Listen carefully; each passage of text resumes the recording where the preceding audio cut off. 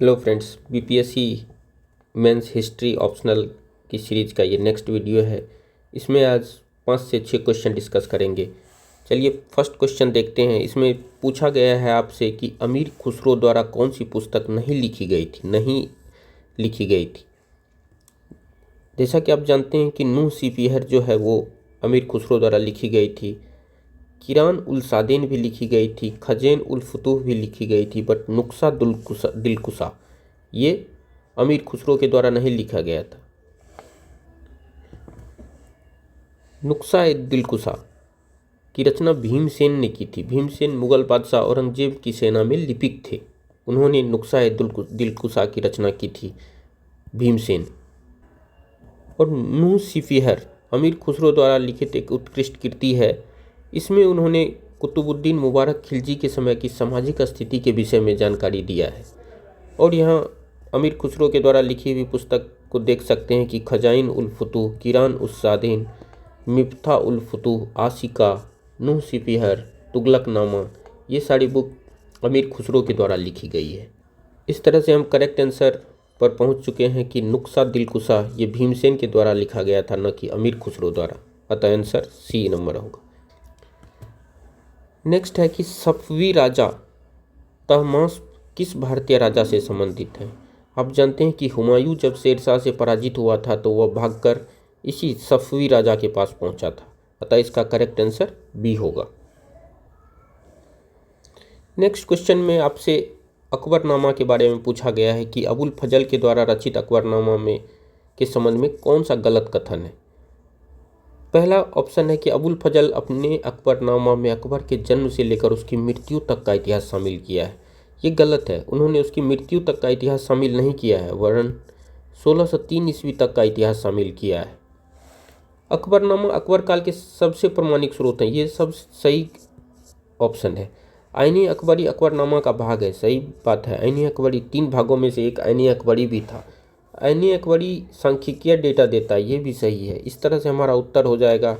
आपसे गलत पूछा गया है, इसीलिए आपका आंसर ए हो जाएगा। नेक्स्ट क्वेश्चन शेरशाह सूरी के बारे में पूछा गया है और उसके बारे में पूछ रहा है कि कौन सा कथन सही नहीं है। पहला ऑप्शन है शेरशाह अपने प्रारंभिक काल में बाबर की सेवा में था, गलत है। शेरशाह ने भारत में मनसबदारी प्रणाली की शुरुआत की थी, सही बात है। शेरशाह अपने आर्थिक सुधार के लिए भी जाना जाता है, ये भी ऑप्शन करेक्ट है। शेरशाह चांदी के सिक्के रुपये शब्द का प्रयोग किया था, ये करेक्ट है। इस तरह से हमारा आपसे पूछा गया कि कौन सा करेक्ट नहीं है, इसीलिए आंसर ए हो जाएगा आपका करेक्ट आंसर। इस क्वेश्चन में पूछा गया है आपसे कि विजयनगर के इतिहास का स्रोत नहीं माना जाता है, कौन से विदेशी यात्री। तो जैसा कि आप जानते हैं कि बारबोसास पायस ये दोनों कृष्णदेवराय के समय आए थे और अब्दुल रज्जाक देवराय द्वितीय के समय विजयनगर आए थे, जबकि टेवर्नियर कभी विजयनगर नहीं गए ये टेवर्नियर। इसीलिए आपका सही आंसर हो जाएगा डी। नेक्स्ट क्वेश्चन है इनमें से कौन संगीत से संबंधित नहीं है। जैसा कि आप जानते हैं कि अमीर खुसरो संगीत से संबंधित है, पीर बोधन भी संगीत से संबंधित है, ग्वालियर के राजा मान सिंह ने ध्रुपद की रचना की थी, ये भी संगीत से संबंधित है, जबकि मंसूर जो था वो पेंटर था। अर्थात डी आंसर इसका करेक्ट। नेक्स्ट क्वेश्चन आपसे पूछा गया है कि रज्मनामा निम्नलिखित में से किस संस्कृत का फारसी अनुवाद है, किस संस्कृत ग्रंथ का फारसी अनुवाद है। तो आप जानते हैं कि रज्म मतलब युद्ध, नामा मतलब युद्ध से रिलेटेड ग्रंथ, और महाभारत को जो ट्रांसलेट किया था फारसी में उसी का नाम था रज्मनामा।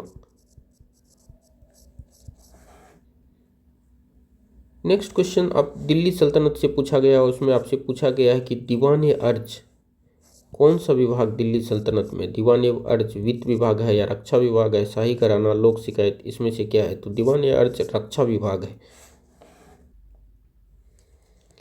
इस क्वेश्चन में पूछा गया है कि निम्नलिखित में से कौन सा गलत है।